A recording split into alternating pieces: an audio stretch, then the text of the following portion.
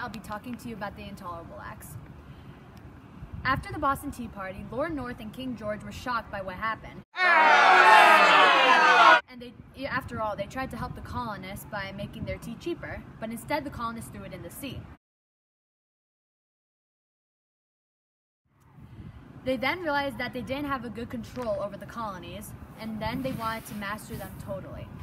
In 1774, Parliament passed a series of laws that were so harsh and unacceptable that they were called the Intolerable Acts in the colonies. They were designed originally to punish Massachusetts for the Boston Tea Party. The first law was to close down Boston Harbor for all the shipping until the tea was paid for.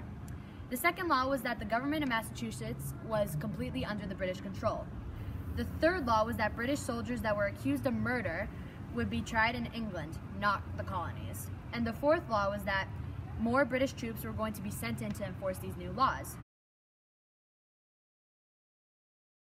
Most colonists, especially the Patriots, were furious by these new acts, so in protest they closed down their shops and they sent food and money to Boston to help them out. Virginian lawmakers drafted a resolution in support of Massachusetts. An attack made on one of our sister colonies is an attack made on us. Everyone's rights are at stake. Virginians called for a Congress of delegates from all colonies to find peaceful solutions to conflicts with Great Britain. Loyalists in colonies thought Bostonians went too far and should pay for the tea. Loyalists sided with the king. On September 1774, 50 leaders from 12 colonies met in Philadelphia for the First Continental Congress. They decided to send King George a respectful message urging him to consider complaints and recognize rights. After this, colonists prepared for war. They appointed committees to enforce boycott, organized local militias, stole 100 barrels of gunpowder and 16 cannons from a British fort in New Hampshire. The third refused to answer the message from the colonists.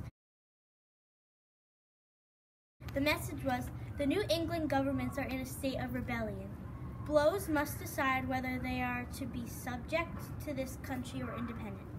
So this is after the quote. It's in Boston, General Gage, the King's commander of British troops in America, got ready to deliver these blows. The war was going to be a surprise. And 700 troop members were included. 8 colonists died, and the soldiers shooted wildly. Gage decided to strike. Gage ordered his troops to walk 20 miles to get to Concord. Paul Revere and William Dawes were on their horses, warning the colonists that the British were coming. Minnemuton were nervous, huddled together at night. Ended with 8 deaths and 10 wounded. British neared and marred off to Concord. In Concord, they burned down the town.